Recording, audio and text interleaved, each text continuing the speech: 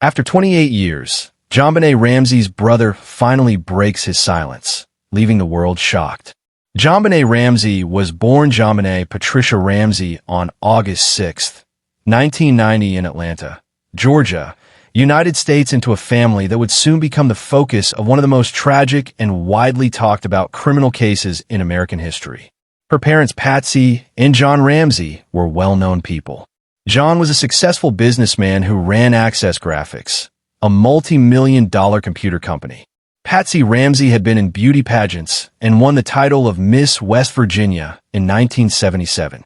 Their money and social standing gave JonBenét a comfortable life. JonBenét was not an only child. She had an older brother named Burke Ramsey who was 3 years older than her, and 2 adult half-siblings from her father's first marriage. This family setup gave JonBenét both older siblings support and a bigger family circle. The Ramsey family lived in Boulder, Colorado, where they enjoyed the comforts of a large fancy home in a safe, wealthy neighborhood. JonBenét's childhood was filled with the attention and care of her parents, who loved their young daughter very much. The family's lifestyle was one of luxury, but also filled with warmth and love, giving JonBenét a stable and caring environment. She was raised in a home where her interests and talents were encouraged and supported completely. From a very young age, JonBenét was known to be a smart, friendly child with natural charm and a lively personality. She was outgoing and loved being around people and enjoyed being the center of attention. Her bright smile and signature bouncy blonde hair quickly made her easy to recognize. By the time she was just 6 years old, JonBenét had already won many child beauty pageant titles that showed off her charm and grace. The pageant world was a big part of her life, and one where she really stood out with her love for dressing up in fancy costumes and sparkly outfits that added to her stage presence. Beyond pageants, JonBenét was a young girl attending kindergarten at High Peaks Elementary School in Boulder, where she played with friends and learned from teachers, enjoying the innocence and wonder typical of a child her age. However, this perfect childhood came to a horrible end on December 26, 1996, a date that would be forever remembered by her family, the community, and the nation. On that cold winter morning, Patsy Ramsey found a handwritten ransom note placed on the kitchen staircase of their home. The note was strange and scary, going on for 3 pages and demanding exactly $118,000, an amount suspiciously close to John Ramsey's year-end bonus. The note said that the money should be paid in exchange for JonBenét's safe return. It was only when she saw this frightening message that Patsy realized her daughter was missing. Right away, scared and desperate, she called the police to report what happened. The discovery of the ransom note started a frantic and intense investigation. Tragically, that same afternoon, the nightmare got worse when John Ramsey found JonBenét's lifeless body hidden in the basement of their home. She had suffered terrible injuries.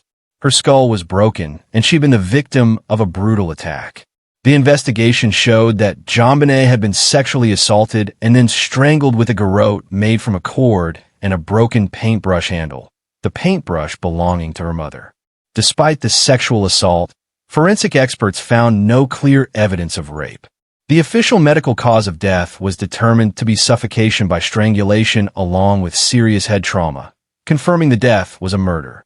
Following the tragic events, JonBenét's remains were laid to rest with respect at St. James Episcopal Cemetery in Marietta, Georgia.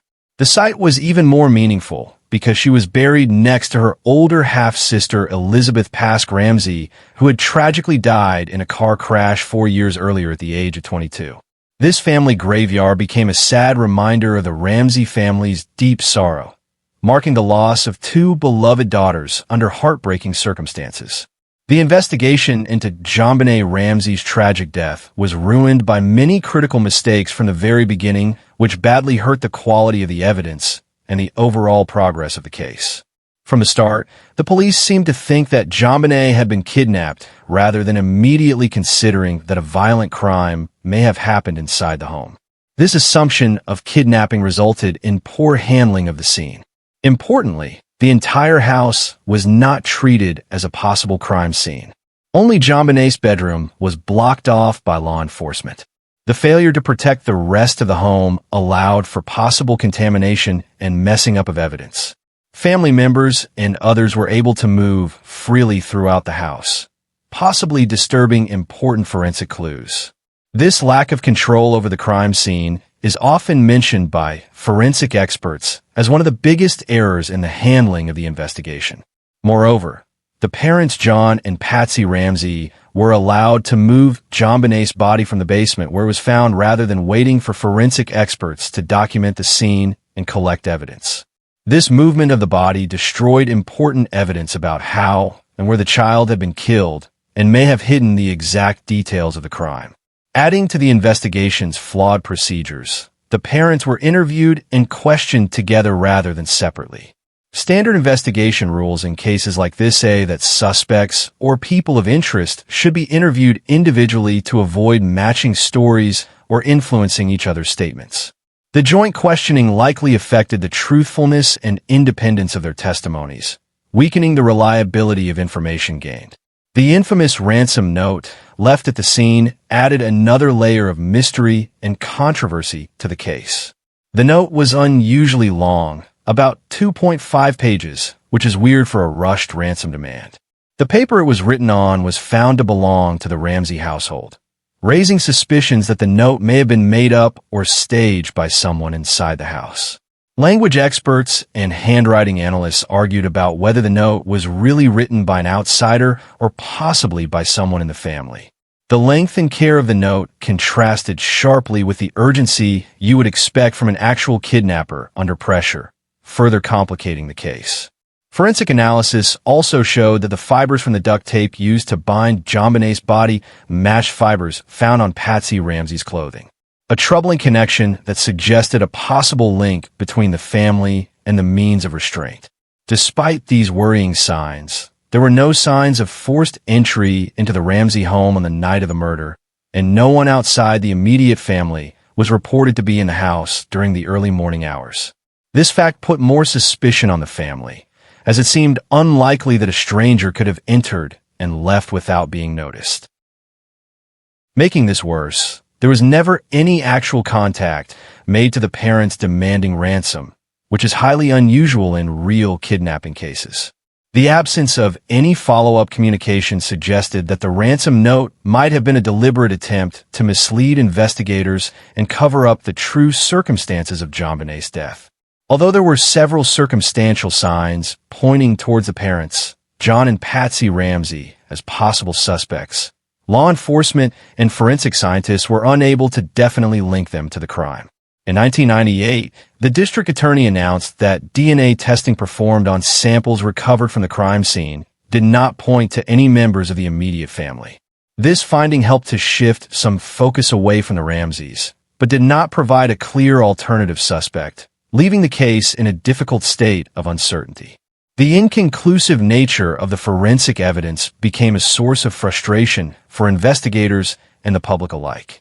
Despite widespread media attention and public suspicion directed against the Ramseys, the official legal proceedings followed a different course.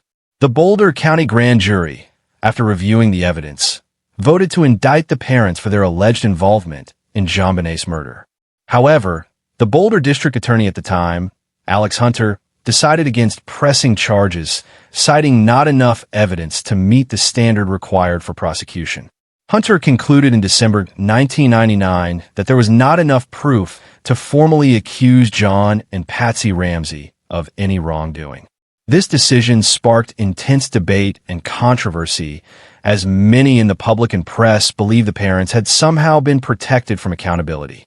Years later, in 2003, advances in DNA technology led to new developments that shifted the story once again. DNA samples taken from JonBenet's clothing and the crime scene were matched to an unknown male whose genetic profile did not belong to any family member or known suspect. This discovery suggested that a stranger unrelated to the Ramseys could have been responsible for the murder. Following this revelation, the Boulder Police Department publicly apologized to John and Patsy Ramsey, effectively clearing their names in the eyes of the law. Feeling vindicated but deeply affected by years of public accusation, the The Ramseys filed defamation lawsuits against various media organizations that had alleged their involvement in the crime, seeking to restore their reputations. It has been nearly 3 decades since the tragic and mysterious death of 6-year-old beauty Queen JonBenét Ramsey gripped the nation and became one of the most haunting and unsolved cases in American history. For 28 long years, the world has guessed, wondered, and searched for answers as a shadow of doubt hung over the investigation, the media coverage, and most notably, the Ramsey family itself. Now, in a revelation that has stunned millions across the globe, JonBenét's older brother, Burke Ramsey, has finally broken his long-held silence, stepping out of the shroud of mystery that has surrounded him since that fateful Christmas night in 1996. His unexpected decision to speak publicly has triggered a wave of renewed attention and emotional reflection. Burke, who was just 9 years old at the time of his sister's murder, has spent most of his life in hiding, avoiding the press, and refusing to directly confront the swirling allegations and public speculation that often centered around him. Over the years, various documentaries, news specials, and online communities have debated his possible role or knowledge about the case, despite the fact that no formal charges were ever filed against him or any other family member. This silence, whether self-imposed or advised, only intensified the intrigue and fed into conspiracy theories that spread like wildfire across the media and internet forums. Now a grown man in his late 30s, Burke's decision to come forward is not only courageous, but also deeply emotional as he revisits the trauma of losing his sister and enduring decades of suspicion and media scrutiny.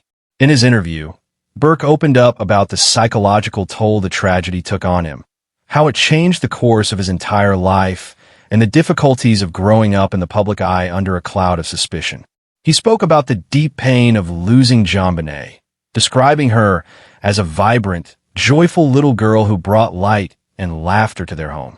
His account paints a picture of a shattered childhood, one marked not only by grief, but also by the heavy burden of unwanted fame and constant judgment. What shocked the world the most, however, was Burke's honest perspective on the investigation and how law enforcement and the media handled the case in its critical early days. He criticized the mishandling of evidence, the decision to allow his parents to speak jointly with police rather than separately, and the fact that the crime scene was never properly secured.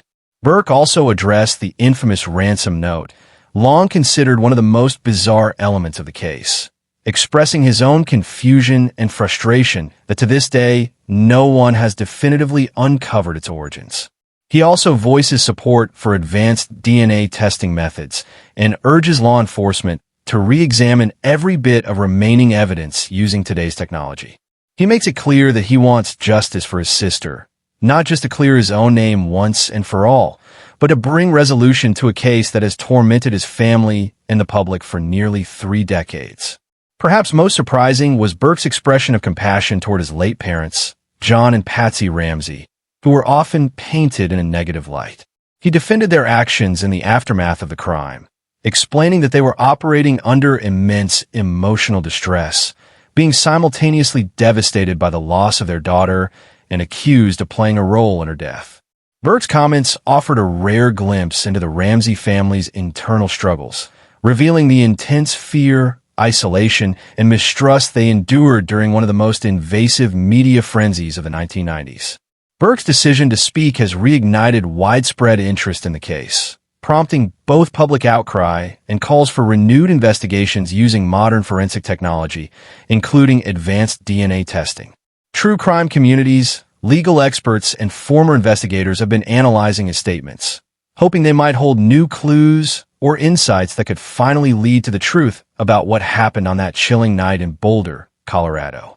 His long-awaited voice in this mystery does not necessarily solve the case, but it has added a powerful, deeply human layer to a story that has often been reduced to tabloid headlines and sensational theories.